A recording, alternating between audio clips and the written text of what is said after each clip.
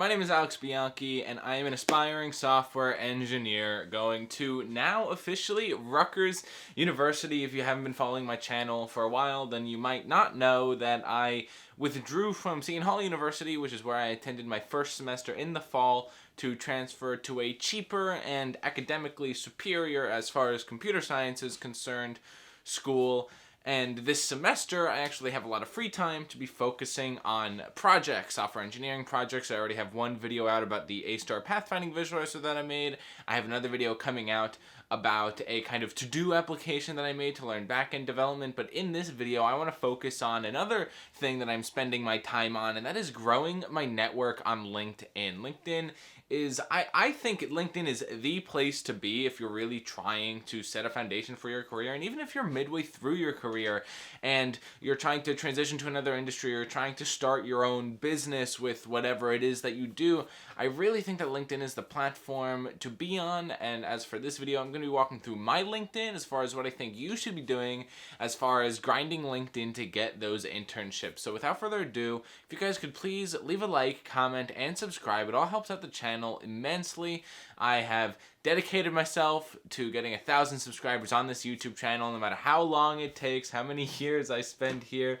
I'm already a little over a year on this YouTube channel with a little less than 500 subscribers, and I want to see that 1,000 mark, because from what I've been told, after you hit 1,000, things can kind of start to change. You kind of start to build some momentum. Hopefully that is the case. If not, I think it's a half-decent goal to just give it a fair shot. That's enough rambling about the state of my YouTube channel. Like, comment, subscribe. Let's get into the video. Alright, so I want to take a moment and say kind of what is LinkedIn, but I don't want to spend too much time on it because it's basically Facebook, except how Facebook is for your family and friends, except for colleagues and for work and business and students and all of that. So if you look at a LinkedIn profile, it's going to have basically everything that a good resume would have and more. It's going to have a little about you section, some featured little bits about you, websites that you might have created or represent you, organizations that you're involved in. It's going to have your work history. It's going to have volunteer history.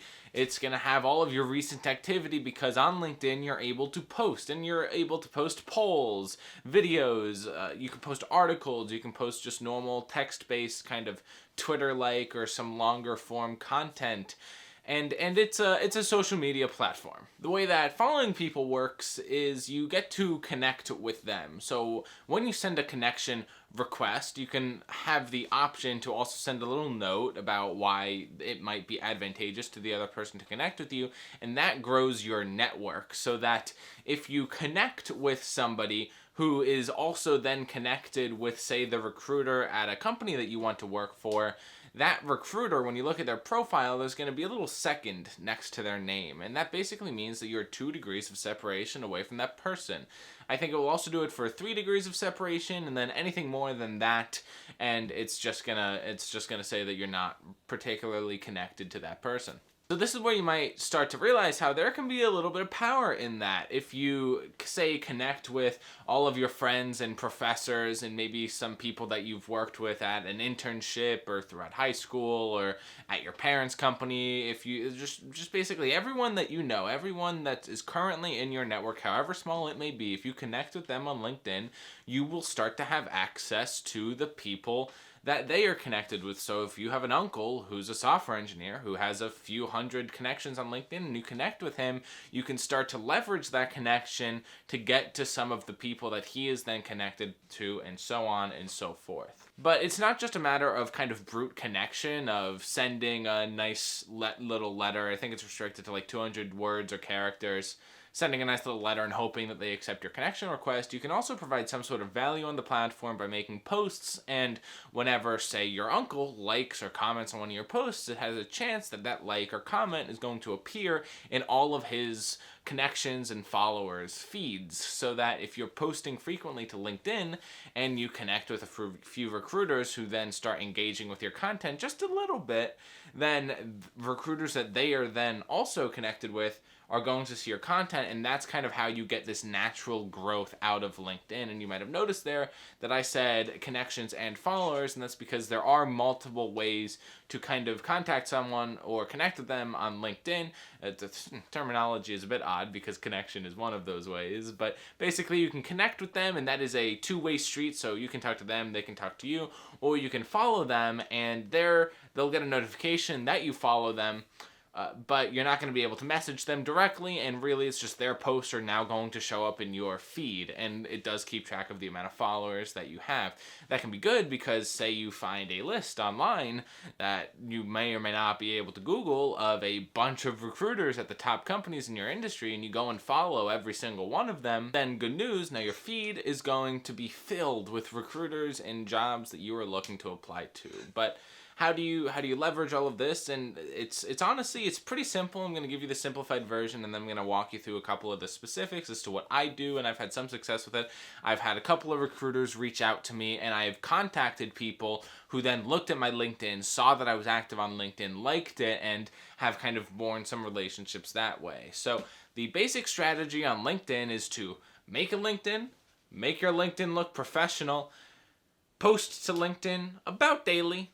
Little posts, just a quick poll, a little thing that you thought of. If you're in class and your professor said something stimulating, post it on LinkedIn, post daily, and engage. Try and shoot for out of 5, 10 comments, likes a day. Just make sure that you're also engaging with the people on LinkedIn so that it's not just you posting to LinkedIn real quick and throwing it to the side, because that's going to create this kind of cognitive dissonance, and it's gonna come off on your page that you just post, you don't engage, and people might see a post that you do, they're going to like it, but you're not going to be able to really foster a relationship without also engaging with the platform. So when it comes to your page, what exactly are you supposed to be doing? And if you look at my page at the very top here, we have a picture of me with a headshot in a suit. That's my senior graduation photo. So I guess I look the same, but eventually I'm gonna have to update it to be more recent. So you have my senior graduation photo. The other photo is actually pretty old. It's a photo with me on top of this kind of plateau mountain that I was on in Aruba. It's not the best. From what I've researched, it should probably be something that's either you kind of in action, like say you're a programmer, it's a picture of you programming. Say you do volunteer work with puppies, it's a picture of you, in a playpen with a bunch of puppies, something related to your field. So I do plan on changing my header. Again, I am not perfect, so although I am confident in what I'm saying, feel free to change some things. See what works for you. Do your own research and come to your own conclusions. You have a little bit of a header, and that's going to come up whenever you comment on other people's posts, so you don't want it to be too long, but you can basically just sum yourself up, and for me it's, hey, who am I? I am a software engineer, I'm a YouTuber, I am a philosophy geek, and I am a student. Being that I'm a current student, my university comes up, Rutgers University, and some other basic information about me. As for your About section, it's basically just an introduction to yourself. I don't know how many people actually read these. I definitely read some of them. You don't want it to be too long, don't want it to be too short. There's kind of a little bit of debate there as to what your About section should really be like, so do what you think suits you, but definitely make sure that you summarize yourself in a creative and substantial way. You want people to be able to read your About section and say, damn, I would want to work with that person. I want to meet that person. I think they might be worthwhile to look at for an internship. I should interview them. You want it to be something that puts you in a good light and stays truthful. Your featured section here, and well, mine looks a little bit weird because whenever you link to a YouTube channel, the icon for the YouTube channel comes up, which is a big picture of my face. And that's also what it is for my GitHub. So I don't really know what to make of that. If I should be changing these icons so it looks better on my LinkedIn, but then it looks worse on YouTube, that seems a little silly. But point being, in my featured section, I personally have my resume, which is a pretty common thing on the LinkedIn. You see people featuring their resumes. Resumes are important. It's basically a one-page LinkedIn bio. But again, linking to your resume, linking to a couple of other things. If you're a software engineer, your GitHub portfolio, your different projects that you've built are all good. Your activity comes up next, which is something that we already kind of talked about. It's your most recent posts and the things that you've liked on the platform. So do be careful It's not like some platforms where you can comment on something that might be a little bit edgy and you can have faith that no one's going to really see it because it's just a comment. Like on YouTube, if you comment on a YouTube video, it doesn't shoot out to all your friends that you commented, so you can go comment on whatever weird stuff you feel like. On LinkedIn, people are going to see that. It's going to show up on their feeds. It's going to show up on your page, so that is something to be wary of. And underneath that, you have your experience, your volunteering, and your licenses and certifications, and you should fill this out pretty substantially. You should make sure that you go out, fill your roles, fill out everything that you did in each of those roles, the times that you were there. Every little thing counts. I don't care if you went to a summer camp, you should put it in there,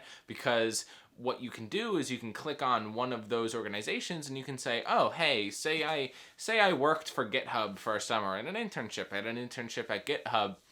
Then you can click on GitHub and see other people in that company and find them. So maybe someone else is looking for former software engineering interns from GitHub because they are also applying to one of those internships, and they'll be able to find you. So being able to be found and being able to find other people, it's really valuable. It's what we're on LinkedIn to do.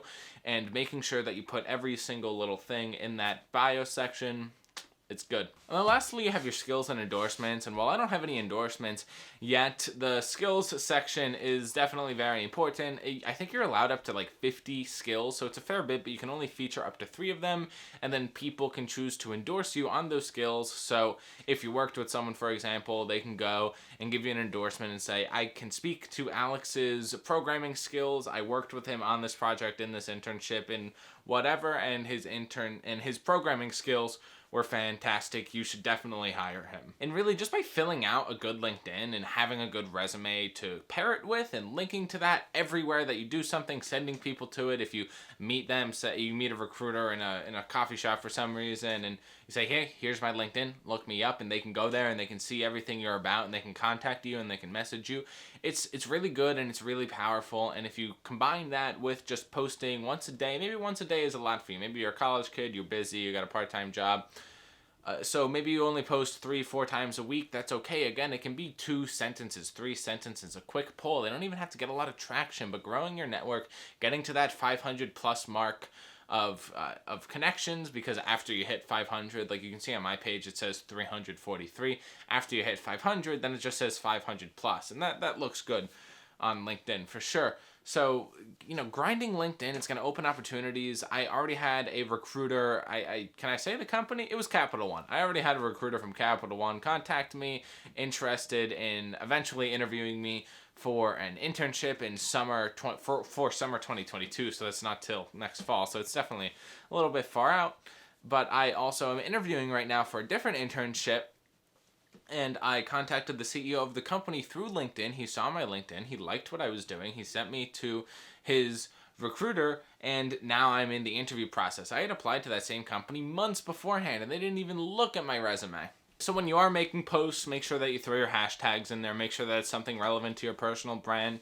And that's pretty much it. I just wanted this video to be kind of an introduction as to some of the things that you can do with LinkedIn as a student.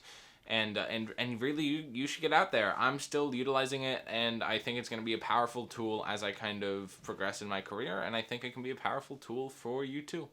If you're interested in learning more, then there's a great presentation by Albert Bettany. He's actually a connection of mine on LinkedIn. He has a presentation all about LinkedIn. This one is tailored more towards analytics jobs, but it's all pretty similar to what you would do for software engineering, so definitely go check that out. And just make an account, make a LinkedIn account, start posting to LinkedIn. You'll get there.